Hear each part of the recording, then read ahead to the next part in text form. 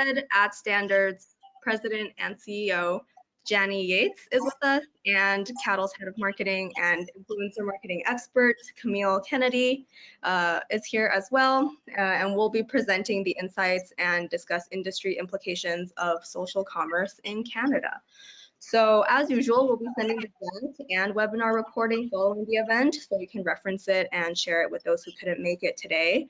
We'll also share the social media report developed from today's insights as well. So welcome everyone, and we'll have Camille take it away.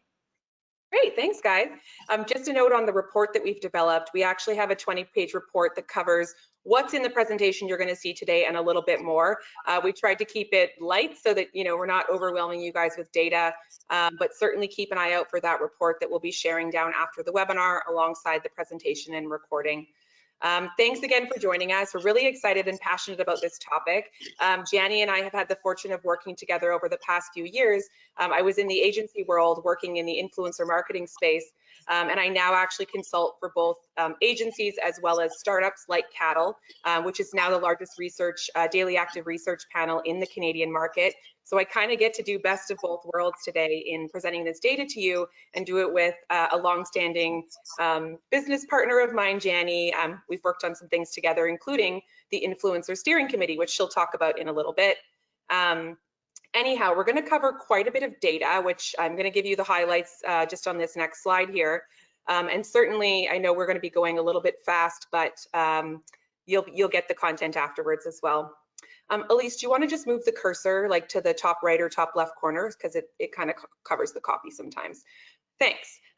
So we're going to cover things like how much time Canadians are spending online, on social media, which platforms they're engaging with, and which are winning with each demographic.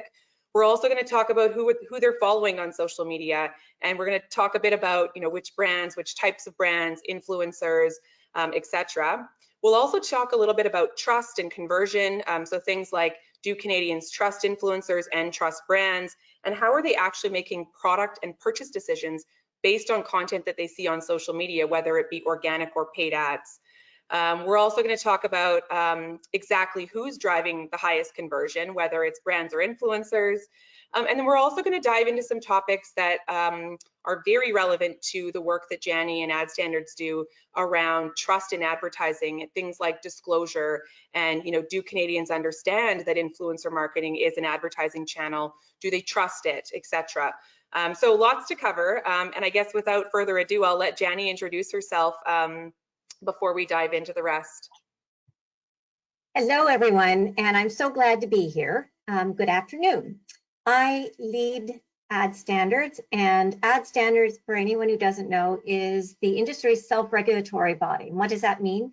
It was created by the industry, for the industry, to help build consumer trust. And the research that you're about to hear is one of the examples of the things that we do on behalf of the industry, with the industry. Great.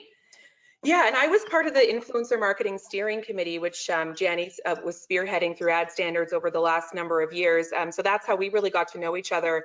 And that was when I was working in the agency world. So it's interesting how much the space has evolved and changed over the last 4 to 5 years since we started working on initiatives like that together. So anyhow, so we'll dive into the presentation. Like I said, there's a lot of data here, and I'm going to go fast.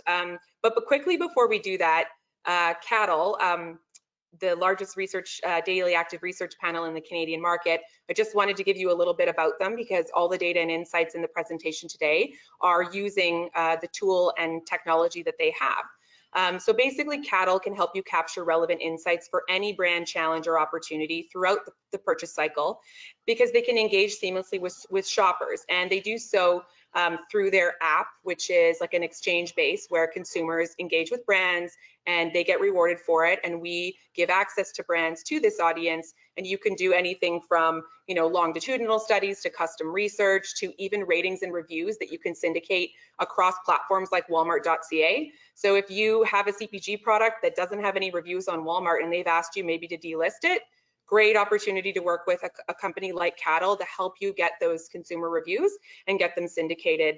So they use a whole suite of tools, everything from video if you want to validate ad creative, or POS shelf talkers, to true survey, research.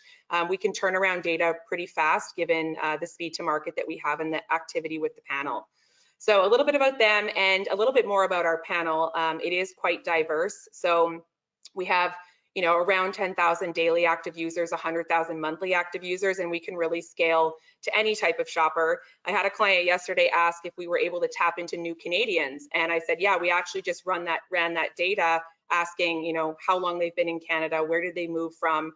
So you can really segment and target customers in quite a robust way.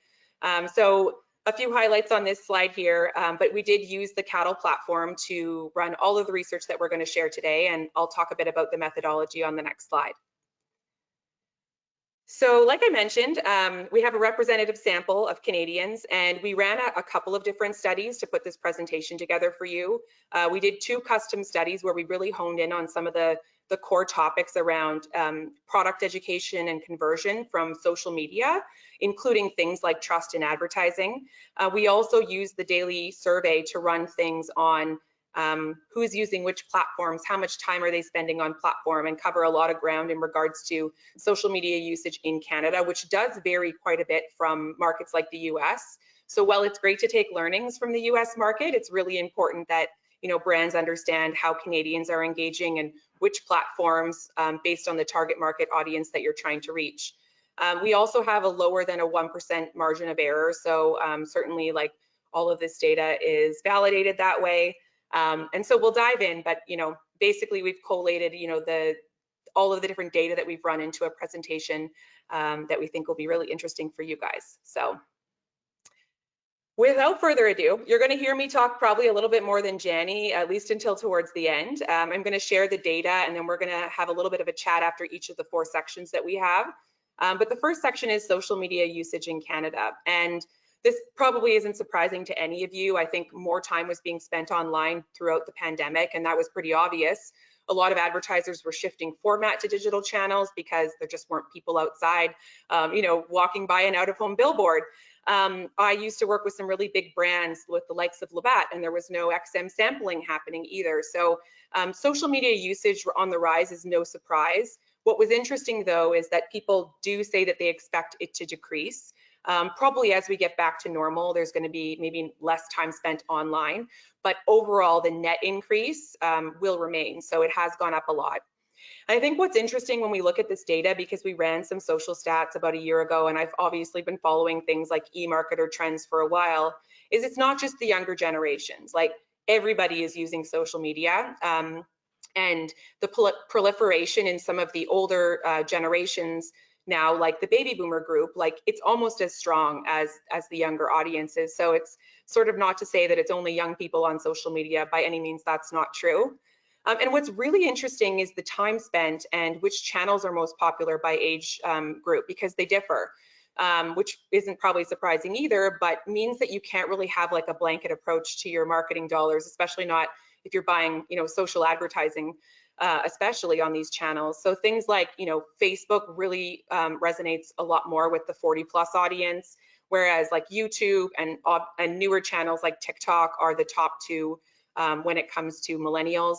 Facebook and Instagram too, I think if you consider them as a joint entity, there is a lot of time being spent there across all demographics, but it's going to be interesting to watch how this changes, especially as things like TikTok take off and proliferate into some of the other generations that maybe they're not as strong in yet. They're definitely more of a Gen Z millennial platform right now. So moving on to the next slide. We also asked how satisfied. Now I will caveat that we did do this before there was the Facebook outage, and also before Facebook rebranded to Meta. We ran this data about 4 weeks ago. So that's my only caveat on this chart. But overall, I would say that most people are pretty satisfied with the platforms that they're using. We ask satisfaction on a scale, so we're assessing, if people are unhappy. And overall, even if you look at it from a generational perspective, like there's quite strong contentment with the social platforms. But some of the newer platforms and the more UGC platforms that truly are kind of that user-generated content and not, you know, a curated Instagram post, Reddit and TikTok have some surprising numbers here. So I think as we think about how people like to engage and want to engage in the future, it'll be interesting to see how some of the other platforms adapt to that sort of really raw content and also the UGC conversations that are started on forums like Reddit. So I know we kind of showed all generations, but I was doing a lot of research and reading around Gen Z, and you know, when we do research through Caddle, we always look at the differences between the generations. But one thing that's important to note is that like Gen Z really has taken over as the cool it generation, and they're spending more than most of the other generations are right now. They're also predicted to be the most disruptive, and they're kind of making us millennials, at least I'm a millennial, look uncool. And they're also the future of the workforce. So while they might be kind of young now, I mean, I think the behaviors that they're developing, being that they are truly digital natives, unlike, you know, I grew up analog and then converted as a teenager, you know, it really is going to mean that their behavior when it comes to reaching and engaging this target is quite different. So just to note, we do have a bit of a focus on Gen Z in the presentation, but we do compare it to the general population, just to sort of demonstrate to you just how different the different age groups act. But it is really interesting to keep an eye on, and also a good reason to be doing research that's robust, and so you actually can understand the differences between the generations, especially if your product is suitable for more than one target market. And we do that with all of our research. So we have like splicers that we can add in for any type of filtering, whether it's ethnicity or demographic, age, location, etc. So a couple more facts about the millennials. I mean, they're spending more than before the pandemic. They're also spending at rates beyond probably what they're earning. They're also a generation of self-discovery, and their work-life habits are a lot different as well. Things like balance is important to them, even including things that we've run data on around what their expectations of employers when it comes to, you know, perks, when it comes to the benefits that they're going to get, when it comes to things like wellness. There's also a gigantic trust gap, and I think it's probably, you know, the generation that will Google everything. You know, I already do that, and I'm sure a lot of you guys on the call already Google everything, but certainly it's going to be the status quo. We did a really cool health presentation recently with some data for a big pharma company, and what was fascinating there is that when it comes to a health perspective, you know, Gen Z really cares about their health, but they also, they're going to be the generation that doctors need to adapt for, because you can't say, you know, don't Google it. They're going to do that. And as I mentioned, health is definitely kind of top of mind for them. So we kind of look at this data with a special lens towards Gen Z, but certainly depending on the product and market that you guys are in, you might find insights more helpful in some of the other groups. So just to highlight a difference, like I mentioned here, you can even see like the top platforms by group here. So top left, baby boomers are mostly using Facebook, YouTube, and like the hours spent on those platforms is like much higher. But then when you look at Gen Z, you know, it's more of the content, like the uncurated content, UGC stuff, like, you know, that you see on TikTok, obviously YouTube and Instagram as well. And then from a satisfaction perspective as well, you see different channels and platforms like really rising to the top for the different age groups.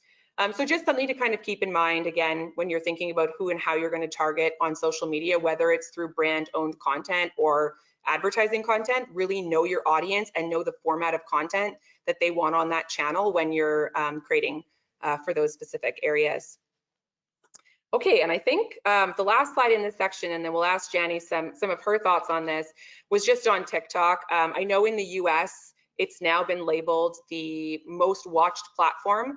We didn't see the same result in the Canadian market. YouTube still is leading over TikTok, but I think it's only a matter of time before that changes. So what was interesting about TikTok is some reports that they've put out is they're definitely like a creator-led platform. So influencer marketing and TikTok go hand in hand synonymously. And so some studies that they had shared recently that were global studies talked about brands and influencers and sort of how the intersection of those two things. So 63% of people said, you know, they like when brands show creators in their videos. They like when brands leverage influencers.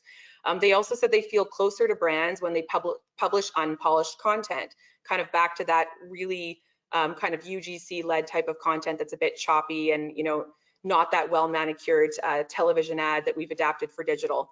But also they enjoy when brands sponsor creators to show products. And when we get into the next section talking about product education and awareness, I think you'll really see how brands can leverage influencers to really drive better education and conversion for their brand. So Janny, before we go on, we've talked a lot about social media usage in Canada and how Canadians are using the different platforms.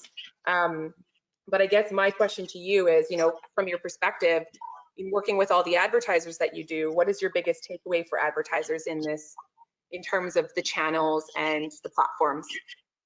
I think the information that, as you said, the US versus Canada, we are in Canada, and so I found the research interesting from that standpoint, but the cautionary note is that usage of a TikTok, for example, as a platform is no different than using any other channel. You really have to know your target audience. So just because it is the cool kid to be using right now, who is your audience? How do you want to approach them? And are those eyeballs there? And so that's often the risk, is that when you see something that's new, you want to use it, but you have to know your audience first and be disciplined like advertisers are with any other kind of media. And with the last couple of years in COVID, we have really seen an amazing explosion, because during this time, when else are we be able to do this kind of experiments in real time? And we have seen such a shift of advertising and concentration in the digital and social media area, because we are at home, and it is the perfect environment for influencers, because they come into our homes and we can watch and be entertained at the same time with brands as well as through influencers. Yeah, and you review a lot of advertising from brands in partnership to help ensure that it's, you know, following advertising guidelines. And I'm sure the kinds of content that you're being sent now is much different than it used to be. It is, and as we all know, the advertising dollars have shifted into online from other mediums, and so with that also comes a plethora of different types of versions of using it. And as you were saying, the caution is, depending upon the platform, make sure your content fits what it is running. So you just don't take the same thing and put it right across all the platforms, because it could be detrimental to the overall look and feel of what you're trying to do. Mm-hmm. Cool. So we're going to dive into the next section, which is a little bit more on who Canadians are following. We know that a lot of them are using social media, and you know, some of the results in this section too surprised me. But essentially, we asked, you know, check all that apply in terms of who you're following, and maybe a little bit hard to see, but the first column is the general population, and the right column is Gen Z. And so it'll be clearer to read, I think, when you get the actual deck and the report. But you know, most people use social media to follow family, friends, and acquaintances, but they also use it for networking. People follow sports teams. I was quite surprised that only, you know, 12% of Gen Pop and 13% of Gen Z follow brands on social, because pretty much every single brand I know has a social media presence, and they spend a lot of time and energy on those channels. So that did surprise me, and it's not to say you shouldn't have that. But I think certain industries and certain brands maybe have a disproportionate weight on how much time they spend there, or maybe they don't know exactly how to engage those consumers, so they're spending a lot of time on paid ads. I know the algorithm changes make it hard, you know, to kind of generate that owned audience on social. But influencers are being followed, and so we did ask the influencer questions by categorizing levels of influencer and providing definitions to the audience that was answering the questions. So we covered everything from nano influencers, which is just a few thousand followers, to micro influencers, which is more like 30,000 followers, you know, all the way up to macro influencers and celebrities.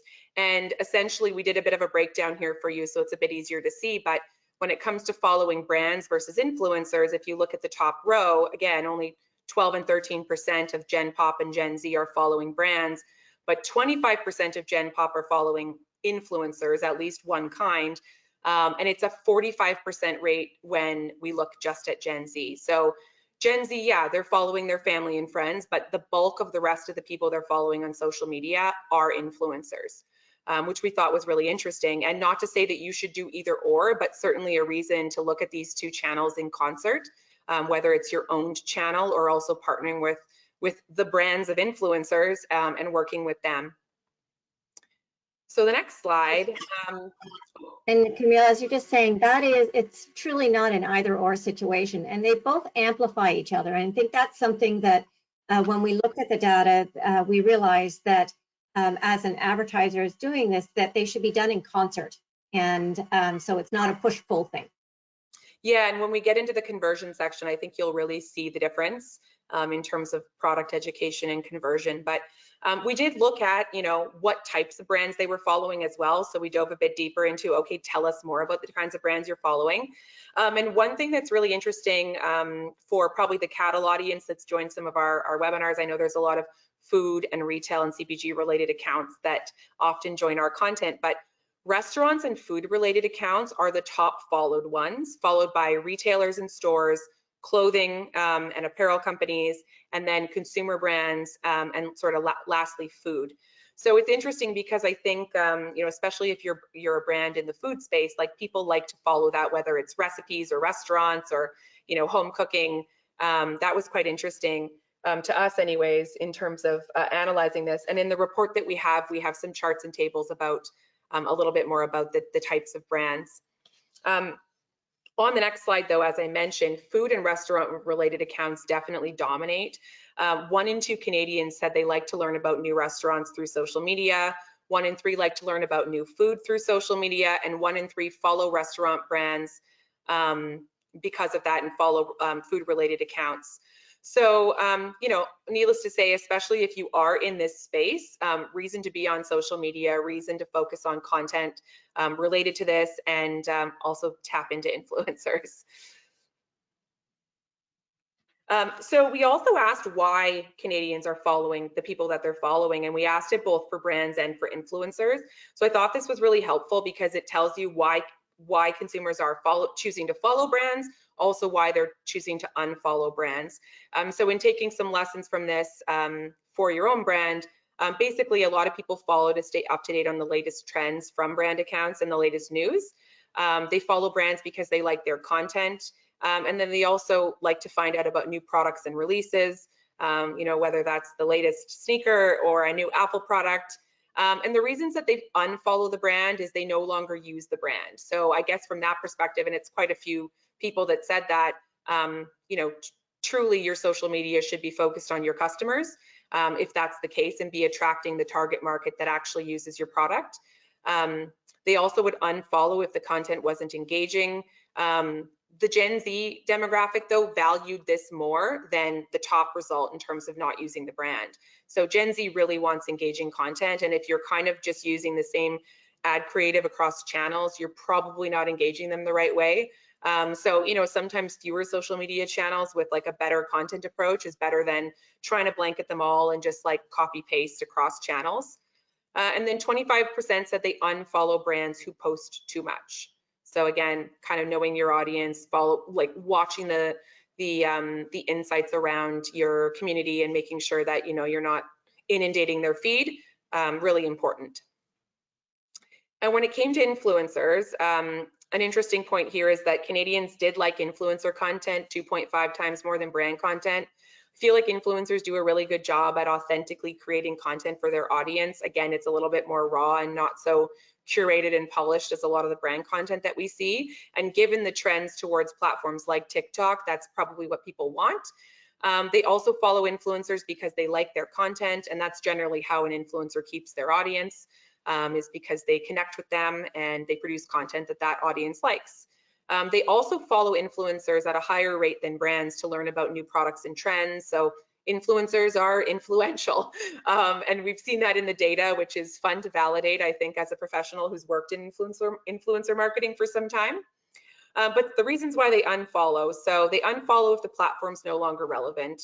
I follow someone who's kind of changed their tune and their pace and post things that like make me feel a little uncomfortable, so like I unfollowed. And I think that's really important for an influencer to know their audience and know that if they try to appeal to everybody, they're going to appeal to nobody. So honing in on your niche and making sure that like it's relevant for that audience and engaging your audience and asking them, you know, what content do you want to see from me? So I do see that a lot more with influencers, them really trying to own their channel and make sure that, you know, they're staying relevant. They also unfollow if posts turn political. Don't want to get into the whole Black Lives Matter thing that happened, but there was a lot of cancel culture happening and influencers were kind of being brought into it and also involved in that. And I think that created, you know, tension for a lot of influencers. You know, they didn't know what to post, so they didn't, and then they were kind of reprimanded, or they did post and they didn't say something the right way. So it is a challenging environment to navigate, especially when you're working with influencers, and doing a really good audit of the influencers you're selecting to be a partner for your brand is the most critical step in selecting an influencer. If you don't really audit their content and talk to them and understand who they are, you can sometimes pick the wrong partner. So selection is usually my top reco. And then they also, same as you know, same as with brands, they unfollow if influencers post too much as well. So next slide. Just kind of a bit of a qualifying point here. We did ask the audience if they knew what influencer marketing is. We followed that up with providing a definition of influencer marketing, which we had asked the question earlier in the spring, both Jani and I, through another study that we had done for ad standards. And the answer was a lot different this time. You know, we had used influencer marketing and most people didn't know what it was. But as soon as we elaborated and said creators, content creators, YouTubers, bloggers, experts, etc., a lot more people understand now, yes, I do know what influencer marketing is. So it's a little bit of a reminder to us as well in the industry to not just like think that consumers understand marketing lingo. If you were working with an influencer as well, making sure that the kind of copy you put in the post isn't too industry jargon filled, because consumers really didn't have a strong understanding of that term, but they certainly do when they see things like creator. And it helps that Instagram now actually has you know, professions that you can put on your profile as an influencer that deem you a writer or a blogger or a content creator, or you know, whatever it is that you are, because I think people recognize those terms more. But we're also happy to know that like when you look at the younger audiences, like they understand this channel, which makes it easier to provide explanation around things like the disclosure guidelines that are in place for influencer marketing, and making sure that people feel comfortable and trust this as the marketing channel. Jani, any comments on that before I move on? Hey, we did learn, as we said, we did some research prior to this, and when we saw the numbers, I thought, oh no, we're not doing our job, in the sense that people didn't know, and we realized that the lesson learned was exactly that. Don't use vernacular. And when we were much happier with these results, doesn't mean we don't have work to do, but I think it's more representative of how Canadians think or understand what social media is.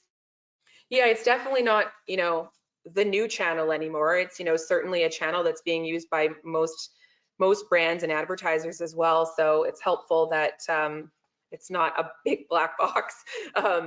But yeah, we found that really interesting. So the next section that we're going to dive into is driving conversion on social media.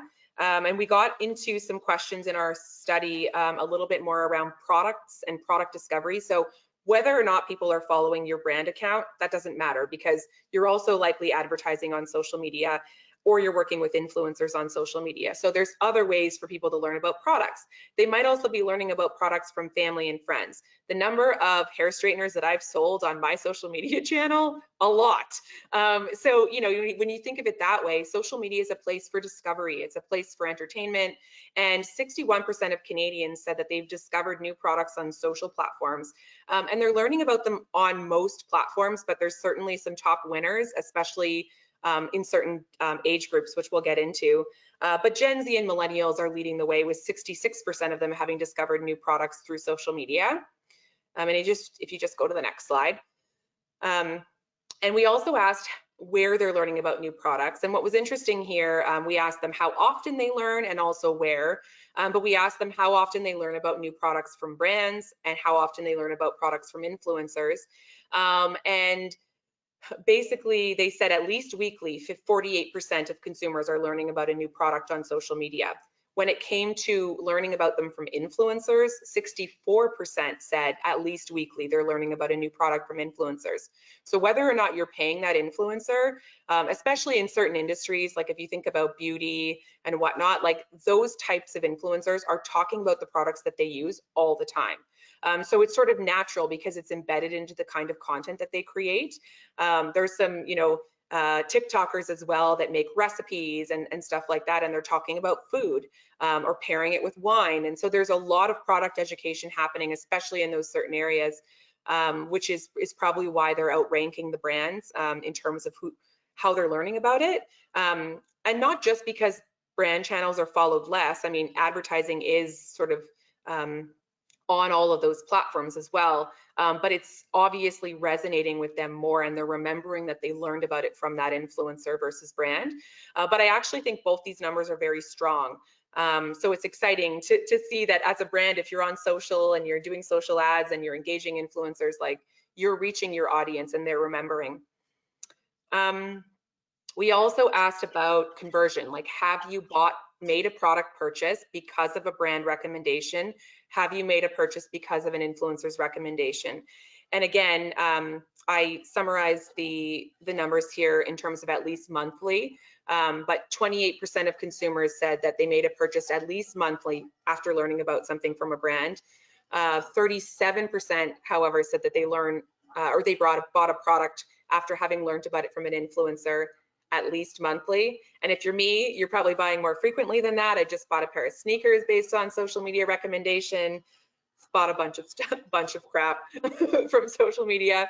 But whether or not you make the purchase right after seeing it or you're thinking about it later, definitely strong results here in terms of conversion and purchase, which we thought was really exciting. So on to the next one. And I wanted to just make note here because I think, and I get asked this question in consulting on influencer marketing by a lot of brands, is like, is the bigger influencer always better? Because I think naturally everybody wants the celebrity influencer, which the reality is most brands in Canada, especially depending on your marketing budget, like you can't afford.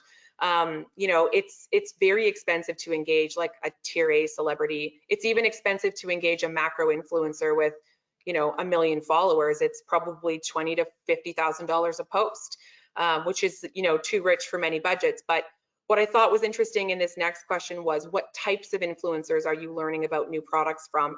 And it doesn't have to be the celebrity. In fact, if you look at these numbers, Canadians are learning about new products more from micro influencers and nano influencers than they are from the big influencers, that have the 100,000 or the 1 million followers. So I think my takeaway from that is that the smaller audiences tend to be more engaged. Usually you have a little bit more of a one-to-one connection, whereas you may not have a celebrity responding to your comments when you make a comment on their social media post. But certainly bigger is not always better. And I think depending on your influencer marketing objective, you would leverage any number of these types of influencers in concert, or potentially choose one or two based on your campaign objectives. And if you have questions about that, send me an email and I'm happy to help you. So in looking at it though, I just wanted to give you guys a quick chart summary, and we'll talk about some of the highlights of this chart because I know it's a busy one on the next slide. But we've provided this in the report that we're going to send you as well, and we essentially summarized in a table from a conversion standpoint, brand versus influencer, which platforms were the strongest in converting. So this is not only did they learn about a product, but they actually converted to a purchase. And from a brand perspective, Facebook's still the top platform. I think a lot of advertising dollars still go to Facebook and Instagram, so that's kind of obvious to me. But when you look at the influencer side of it, you'll see other kind of rising stars like TikTok and even like Twitter and Reddit kind of coming into play in terms of like platforms that are converting consumers. So while they might not be as high when we're looking at the general population numbers, from a conversion standpoint, we could slice this even further and look at it from a demographic perspective. And if you were to look at Gen Z and the conversion for Gen Z, you'd probably see TikTok and Reddit and Twitch rise further towards the top in terms of the most highly converting from a product conversion perspective for both brand and influencer. So a couple of highlights on the next slide, which I might have covered already. But basically, for those that made a purchase because of brand recommendation, 51% and 29% for Instagram did so on those channels. So definitely the Facebook, Instagram is still the predominant player for brands. Gen Z driven platforms like TikTok do need to adapt their ad platforms to be relevant. So I think I haven't seen a lot of brands in Canada advertising on TikTok yet. I do find I often see the same ad on my feed time and time again, which to me suggests brands aren't maybe picking up, advertising on that channel as much yet. Probably because there's a lot of challenges with it, like you can't age gate. There's a lot of things that need to get fixed, but certainly as a progressive brand, like getting in on that platform and knowing how to create content that will resonate with your audience is a definite must, especially if you're targeting younger generations. And Facebook is still the lead, which surprises me. I'm curious to see how things shape up with Meta and, as some of these other platforms get more and more users and, penetration, how that'll change. And then when it comes to those that made purchases because of influencers, Instagram has basically led almost 2x those number of sales. Now, I don't necessarily think it's because Instagram is more effective, but I do think that majority of brands that I've worked with that use influencer marketing, they do so on Instagram. So I certainly think that that's the most popular channel. And with some of the tools that they have now in terms of like actually denoting that it was a paid partnership and giving you the ability to amplify the content and the posts from a paid perspective as well, is making it one of the top channels, because if you amplify the content with paid, you can actually track conversions to purchase as well. So that doesn't surprise me. But every platform from a sales perspective, when leveraging influencers, performed better than brand. So that says a lot. If you're a brand, you should be partnering with influencers. And then like kind of the underdog alert here is that Twitch influencers convert 67 times more sales than brand accounts do. So I think there's some rising stars, like I said, and platforms for brands to really consider, especially given your audience. Like if you have a Gen Z audience, like knowing where and how these the consumers are engaging is very, very important. So I'll pause there because I had a couple questions for Jani in this section, and then we've got one last section on trust in advertising that's pretty short, but very important. But Jani, I guess from a brand channel and a targeting perspective, what do you think is most critical for brands when it comes to amplifying their message on social media? I'm still trying to wrap my head around that somehow during COVID, the oldest millennial turned 40. How did that happen? Now they know how it feels like to be a boomer. But as we were just talking about the TikTok, when you look at Reddit or any of the other platforms that are evolving, they're great opportunities. Again, needing to know who your target audience is, and what it's doing is opening up opportunities, which is great. And because of COVID in the last 2 years, I say we've got this opportunity where people are expanding in real time. And so when you look at these numbers, I can't wait to see what they're going to be next year. I really think that they will be different, and depending upon who the target is, and see how it does shift perhaps from Facebook into the other platforms to become more comfortable with using it as an advertising media. Yeah, and we actually presented with L'Oreal at the Marketing Evolution Summit, Mike Sherman, and he was also commenting that he was surprised that YouTube was still so strong as it was in the Canadian market. And, will we, with more video content now happening on TikTok and some of the other channels, if that will stay as strong? I know in the US, TikTok took over for the most time spent. So it'll be interesting to see how it continues to change. Do you think that there's any kind of opportunities that brands are not taking advantage of right now when it comes to social media that you've seen of, Jani? I think that a lot of the budgets were initially started with just a small amount put into social media to test it. And now through the last 2 years, I think things have shifted. And so now it is considered a sophisticated medium. And so I think we're going to see more ads and different ones being created for the platforms, as opposed to one ad that goes right across, which doesn't necessarily look great on all platforms right across, and it shows. And as you were saying, Camille, that I think that there's lots of opportunity for that. And it's a different way in which you're approaching the target audiences. And with the use of the influencer, what's really important in that particular instance is that it's not just the brand has to fit the influencer, it's the other way around as well. And so that is something that's very different than when ads were created years ago, when you would hire an actor and they would create a commercial and do that. And that was something that was one, but now it's really important for the fit to go both ways. And so I think that that also builds a little bit of trust. But I know I'm preempting for our next section. I mean, authenticity is key when it comes to influencer marketing, and I will debate anybody that feels differently. So the last section that we covered, beyond just asking people if they understood what influencer marketing was and providing robust definitions to them about, you know, what we meant by that, and asking about which types of creators they're following, we also probed in a couple of different areas. One that we didn't include that much in this presentation, but you'll find more about in the report, was how they felt about brand ads, and also how they felt about influencer ads, and things like hashtags. Do they know what they mean when we have hashtag ad on an influencer post? And do they understand what it means when we just provide disclosure? So we'll go over some of the key questions that we asked with the takeaways. But basically the summary of what we've learned is that with knowledge comes trust. So Gen Z, who are arguably experts when it comes to influencer marketing, they, you know, 67% of them said they knew a fair amount about what influencer marketing was, and certainly they're following the most number of influencers. And they were quite happy not only to know, you know, in terms of their responses, not only were they strong in knowing what influencers and influencer marketing was, but they were also very familiar with the difference between a sponsored post and a non-sponsored post.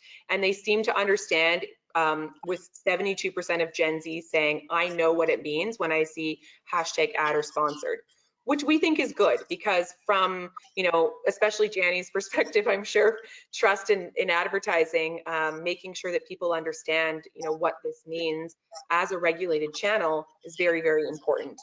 Janny, did you have any thoughts on this?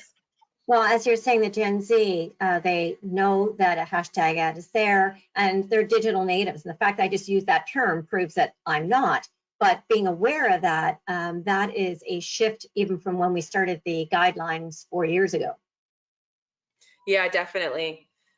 It's kind of reassuring that many people actually responded saying that they know. And there's a whole guidebook on disclosure guidelines in Canada. If you are on the line and you are a brand that doesn't know much about it, there's kind of rules of the road that Ad Standards has created as a guidebook and framework for brands. So certainly you can find that on their website. And I recommend that if you are doing influencer marketing, that you know and understand that guidebook well, because that's the right approach for influencer marketing.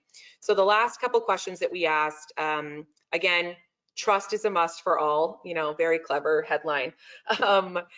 There's a growing demand for authenticity overall. Trust in media is at an all-time low. There's actually another company, Gustavusson, I think they're called, that did this brand index about trust. And it's definitely over COVID in Canada been like at an all-time low, whether we're talking about traditional media or social media.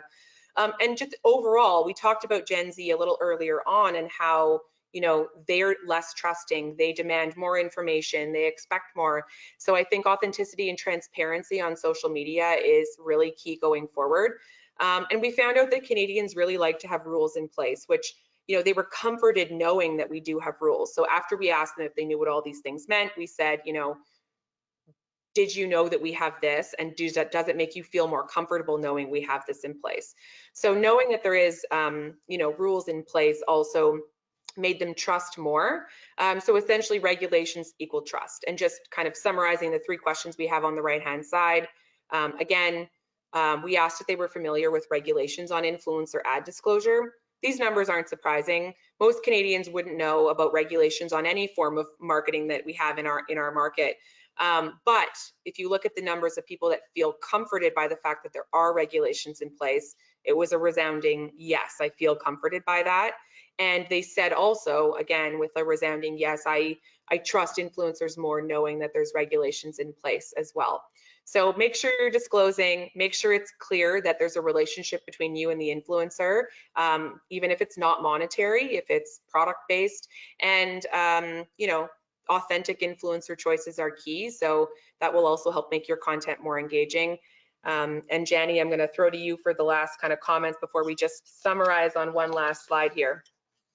when we started the disclosure guidelines with our steering committee 4 years ago, there was, quite frankly, skepticism, not just from the industry, but from the influencers to say, well, why do I have to disclose? And it is the law, so that you do have to stay on the right side of the law, but more to the point, it's really refreshing to see, and it's music to my ears, that in the 4 years, now having a hashtag ad actually builds trust, as opposed to, there was a concern back that perhaps if I had to put a hashtag ad, that it would be something that the consumer would not want to see and that it would be detrimental. That it's building it now, which is great. So doesn't mean that we don't have more work to do, but it means that that it's important to have it there, but it builds that trust, which is important as one of the factors for brand trust. I still see brands kind of try to stuff the hashtag ad at the very end of a lengthy caption.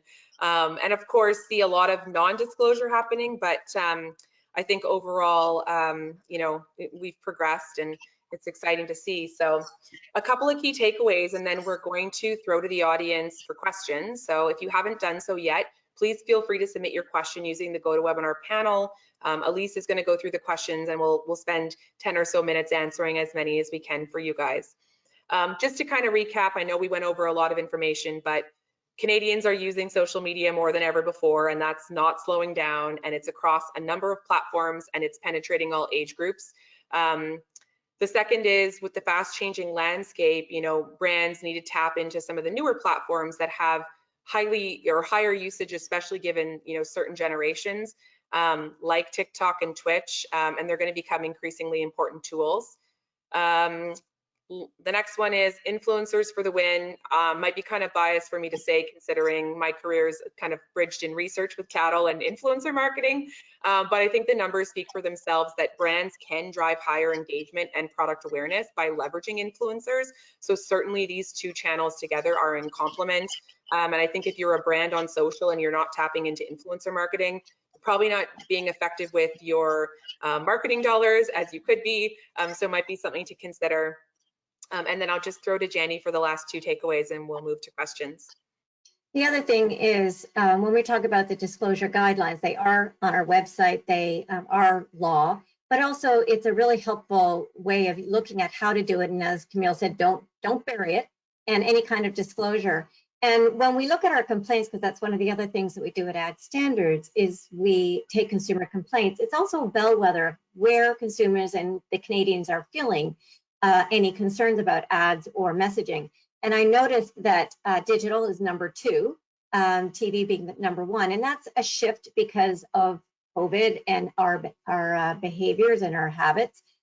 And when I looked at what type of things are consumers concerned about, one of them is accuracy. So that's really important, that no matter what medium you're using, if it's an influencer or a brand, is that the information is accurate, as well as the using social media. It's important that from the last couple of years, any type of safety is important, meaning because we've had some concerns about safety over the last 2 years, as well as fears and playing upon those.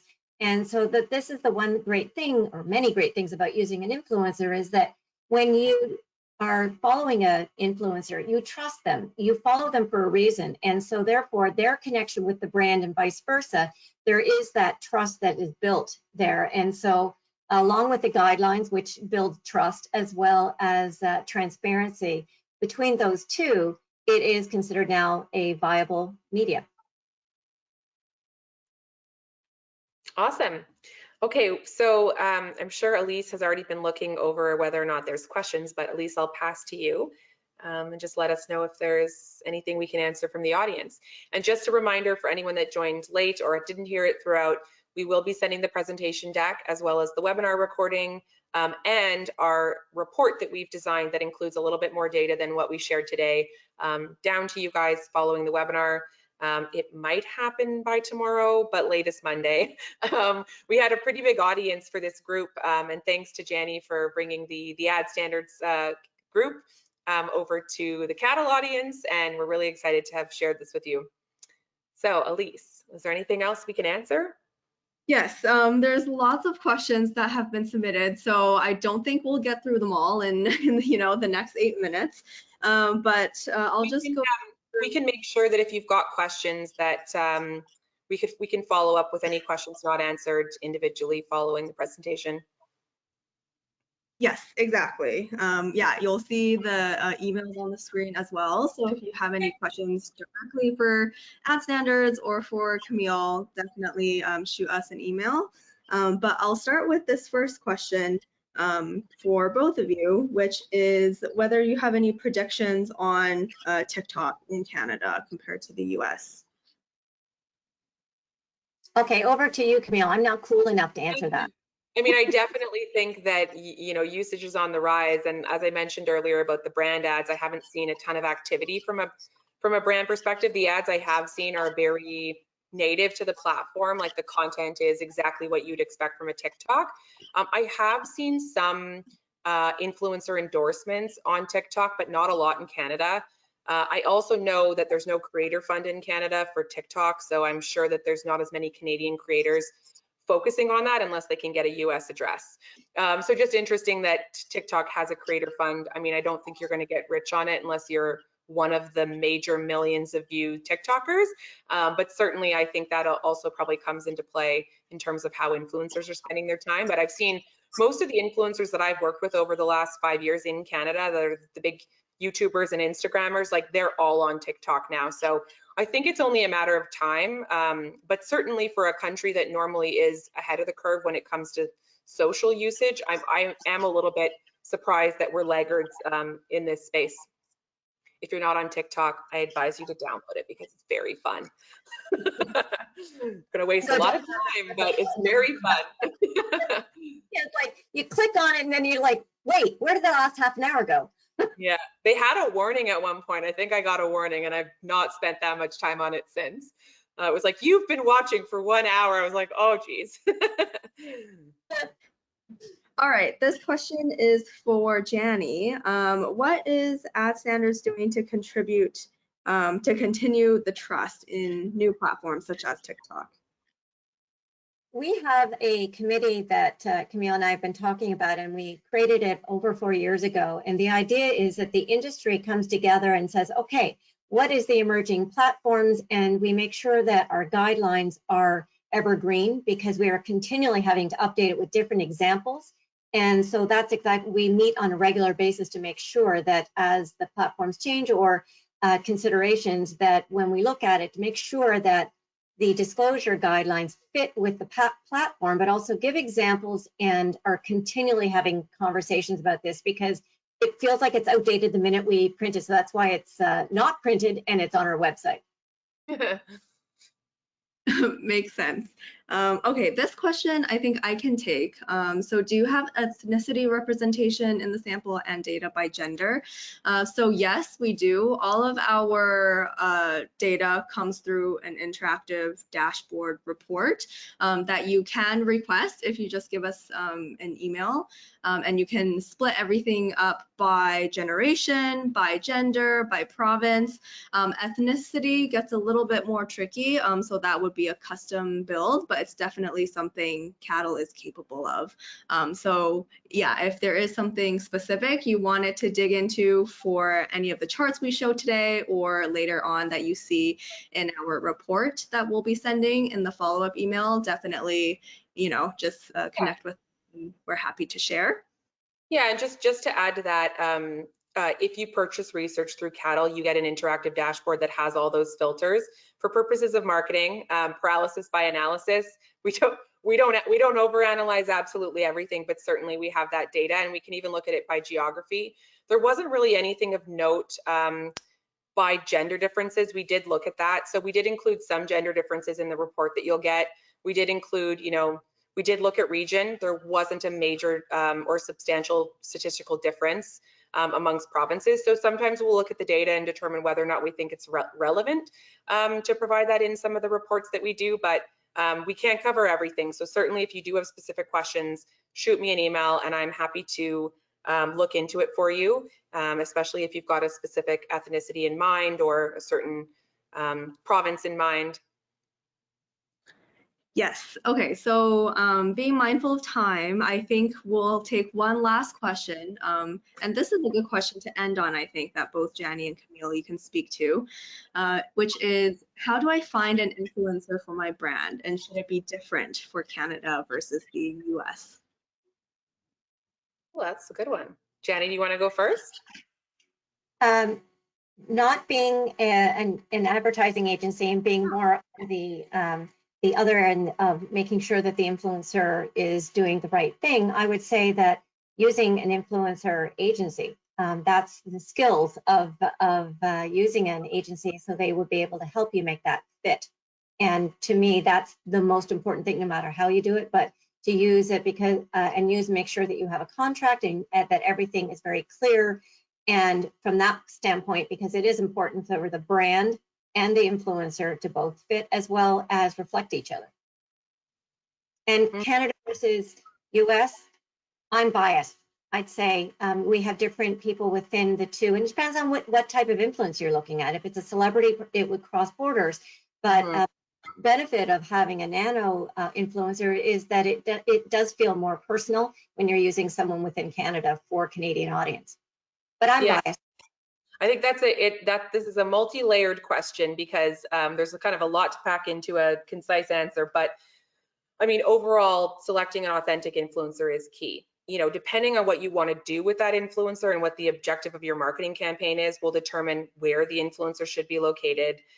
Also, what size of influencer it should be, and certainly, you know, whether you choose a marketing agency or you have someone in-house dedicated to influencer marketing. I think understanding how you can search and explore and look for these types of influencers is key. So I would recommend that you leverage a tool.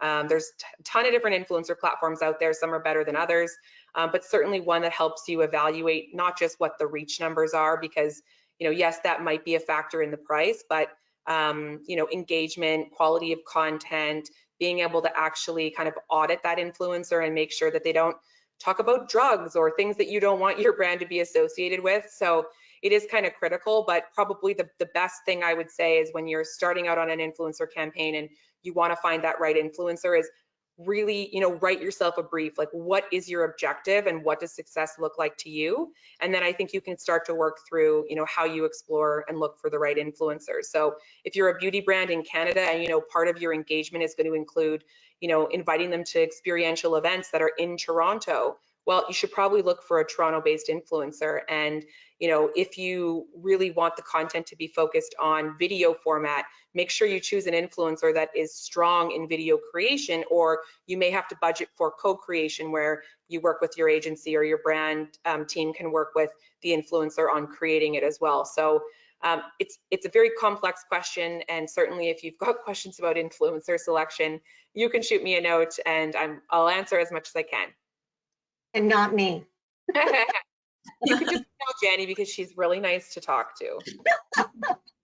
Okay, well, thank you everyone for joining us at this webinar, and thank you Camille and Janny for presenting and sharing all that insightful data.